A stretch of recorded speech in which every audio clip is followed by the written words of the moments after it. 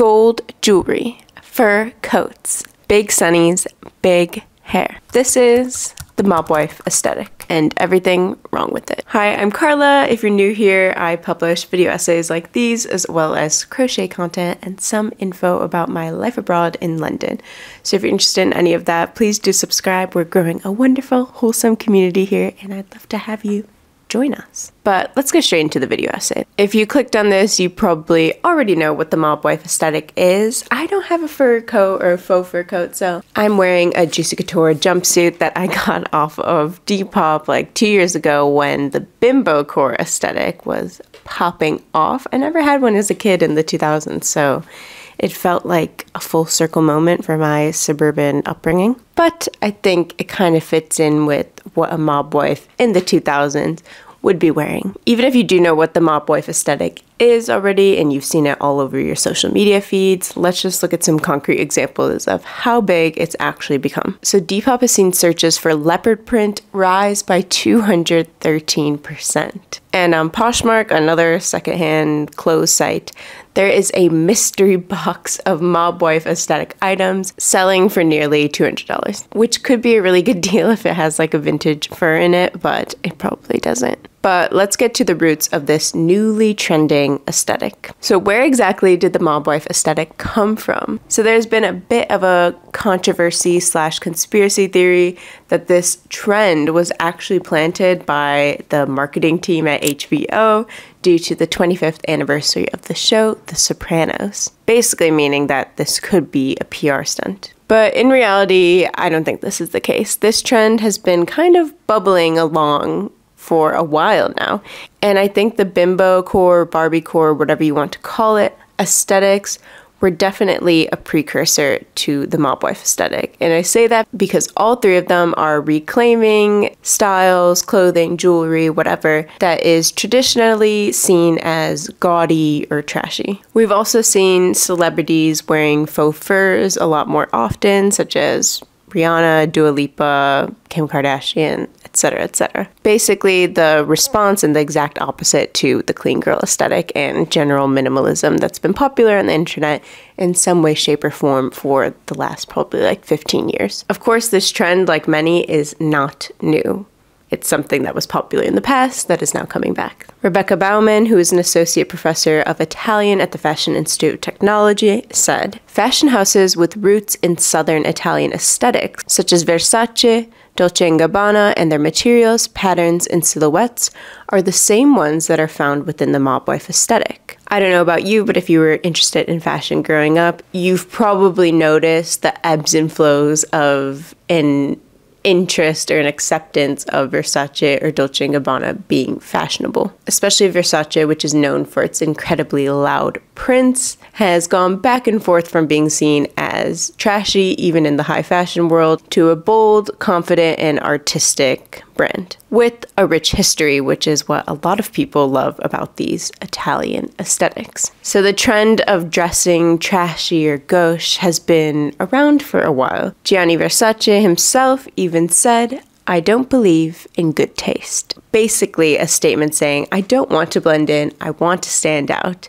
and I don't care what other people think about that. And some other things that I think are related to the roots of this aesthetic are the general Italian-American pride that you see throughout the United States and in pop culture, from serious dramas like The Sopranos or Casino, etc., etc., to indulgent reality TV such as Mob Wives on VH1, Jersey Shore, and even The Real Housewives of New Jersey. You also have a lot of classic films like The Godfather, Goodfellas, A Bronx Tale. Basically, the roots of the mob wife aesthetic come from a variety of different places, from people who are obsessed with a classy mob wife aesthetic and the allure and glam seen in the lifestyles in movies like The Godfather, to people who are attracted to the more real side of things of this mob wife aesthetic, such as modern day mob wives and their way of dressing, particularly in the early 2000s, which we also all know the Y2K style has seen a big resurgence. And of course, in the years coming after 2020, where the clean girl aesthetic made sense for people staying at home, but still wanting to look presentable and glamorize or romanticize their life at home, a soft life. To people now wanting to rebel against that and say, I'm here, I want to go out, I want to do my hair big, I want to wear lots of makeup, I want to look like a mob wife. And the TikToker who's often credited for starting this trend made this TikTok saying exactly that. The clean girl aesthetic is out and the mob wife era is in. So many people see this mob wife aesthetic, if we're not looking at the history or maybe the cultural implications or controversies around it, as simply a way of taking up space, being loud, and showing off your luxuries or your wealth. And it's also kind of an illusion of going against the status quo. If you see the status quo as a clean girl aesthetic, so you want to take on this mob wife aesthetic, you might feel like you're rebelling in a sort, even though you're following another trend. So while we can argue back and forth whether or not this is actually a rebellious aesthetic, which I would say it's not, I think we can all agree that it is a way of showing or signaling one's wealth, status, or their luxurious lifestyle. Professor Ariadna Fernandez Planos, who studies the use of social media, youth culture, and gangs, said, "The lifestyle and way of dressing of gang members represent and reflect power. He embodies a kind of flashy, audacious embrace, a fashion sense that contrasts to the more traditionally subdued form of dress that has been considered appropriate for American men, especially in the workplace." So someone who participates in this mob wife aesthetic, whether it's a man or a woman, and instead of saying mob wife aesthetic, we can just say someone who's dressing more gauche or more flashy, they know that the perception that others have of this aesthetic could be that it's trashy, or that it's a symbol of being a part of the nouveau riche. And this person who takes part in these aesthetics also does not care. This is about flaunting wealth while you have it. And I think that could be a symptom of the doom and gloom in our society, in the news cycle, and with events that are happening all around the world, as well as cost of living crises in the West. And this could be similar to the well-known lipstick effect, which you might be familiar with if you've ever studied economics. So it's known that lipstick sales rise during times of recession. Why? Because consumers are willing to cut back on larger purchases and indulge themselves in smaller ones. So if they can't buy a house, why not buy a new Chanel lipstick or even just a lipstick from the drugstore? If you're watching this part of the video, comment the lipstick emoji.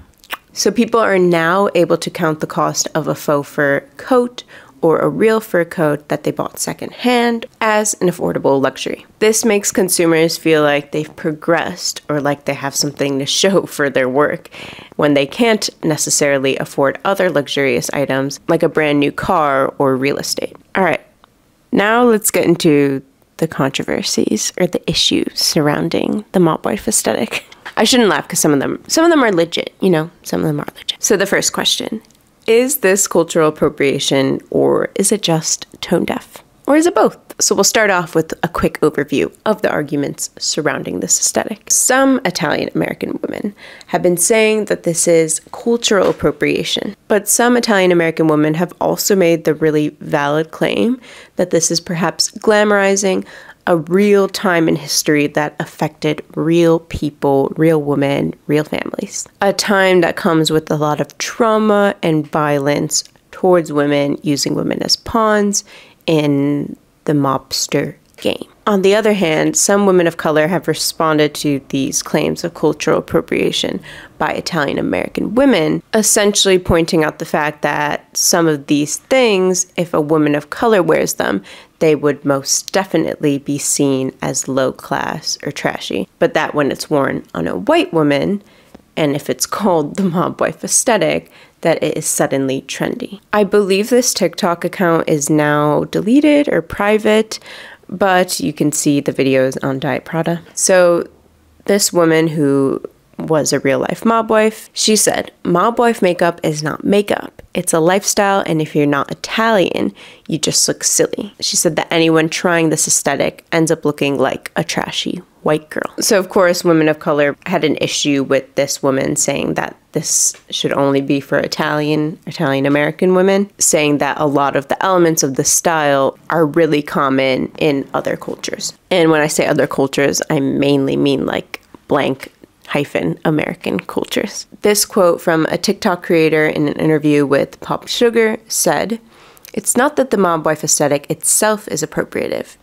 It's more so the discovery of this type of style by people who shun the big, bold, showy nature of this aesthetic, which is most commonly seen in first-generation or second-generation immigrants. To add a bit of levity back to this conversation, I really like this one comment from the Die Prada analysis post that said, "Yo, let's not forget Irish and Jewish Americans were also famously in the mob.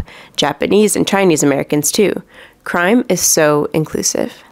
So this begs the question, why do we only glamorize crime if it leads to a life of luxury? We're even seeing this to some extent with the new show on Netflix called Griselda with Sofia Vergara. Some people have been critical of the show because even though Sofia Vergara is Colombian, this was a really dark time in Colombia's history, and that perhaps glamorizing Griselda, who was a real person or based on a real person, whatever, is dangerous because she and the people she worked with ruined a lot of people's lives. But because Griselda lived a life of luxury, we are willing to glamorize it and look past these other issues. So why do we do this? My answer would be because it's simply a way for us to escape into a fantasy. For the most part, I don't think the average person is going to be fantasizing about criminal activity if it doesn't lead to material success. And to some extent, the mob wife aesthetic and pop culture that reflects it are examples of the American dream. The Professor Fernandez Planos, who I quoted earlier, said, "The mafioso comes from a disadvantaged immigrant background, but through his determination, clear outmaneuvering of his enemies, and sheer bravado, manages to attain power and capitalist success." I think this is also why other minority groups have often embraced mafia narratives as providing a kind of template for achieving success in a country that has at various moments been hostile to them. So in other words, these mob-style, mob-adjacent characters and styles can be seen as a form of rebellion against a system that does not care about you. And the same ex-mob wife who responded to this trend said that the aesthetic was a costume made of decades of women's pain and suffering. She recounts things such as getting her home raided, not knowing what her husband was doing, etc., constantly living under fear. Something to counter the idea that this trend itself is glamorizing violence is the fact that it could have been named anything else and maybe wouldn't have been problematic. In a Newsweek article, the author wrote, "Had this trend been predicted by a fashion magazine, it might have been dubbed 80s bold glamour. However, in our social media-driven era, a deliberately provocative name, like the mob wife on platforms such as TikTok, strategically aims for virality and trendiness, much like the bimbo core aesthetic, which isn't that different to Y2K aesthetics, is just a trendier name and gets people talking." So I definitely think it could have been possible for whoever first coined this trend or aesthetic to use a phrase that would be both catchy but not necessarily offensive, and with all of these cultural implications that mob wife has. But I also think that we need to give society, and in this case mostly young adult women, some credit. I think a lot of women are able to enjoy this aesthetic and want to emulate it while fully knowing that they don't actually want the lifestyle that a mob wife would truly have. Maybe they would want certain aspects of it, like the wealth and the glam, but not many of the other more real aspects. This quote is also from Fernandez Planos. "It's a different story in fiction, where it is known that what happens is not real. Fiction accompanies our fantasies, our desires, but without necessarily becoming a reality." And I like this because this professor, she knows that what interests people about violent fictional characters is their glamour and their power, not necessarily their violent actions. I'm sure there are some people who are interested in the latter, but I would hope that that's not most people. So at the end of the day, I do think that there's something wrong with the mob wife aesthetic. It's just another micro trend. Building off what I said earlier, I think that this trend may have not been controversial if it had simply been given another name. The New York Times gave a great example of this. Typically, TikTok's aesthetic trends go something like this: identify a long-established style, wealthy older women wearing cardigans, for example, and give it a catchy new label. coastal grandmother. And as the BBC put it, this mob wife aesthetic will most likely not go past the spring, because who's going to wear a fur coat then? And Mandy Lee, a trend analyst, said to the Business of Fashion that this isn't even a trend, but more so an opportunity to play dress up. We seem to be in this endless cycle of nostalgia for trends that were rooted in subcultures, values, and context. Today, they are quite literally costumes that people put on and take off every day. And finally, Trend Analytics anticipates that this fad is to be short-lived, with an arc of roughly 6 months, which definitely goes in line with it dying down by the time the weather gets warmer. So the mob wife aesthetic is another win for fast fashion companies. This gives them something to latch onto, something to push out to you, and then for you to put in a landfill later on. But perhaps it could start other conversations, such as, what do we think about secondhand furs? Or is it good that we have an interest in 80s vintage, which was probably before the least popular vintage for people to buy from a secondhand store? Maybe with our acceptance of this style in the mainstream, we will save some 80s pieces of clothing from eventually having to go from a charity shop, a thrift shop, whatever you want to call it, to the dump. And I think people are becoming a lot more aware and astute to when these trends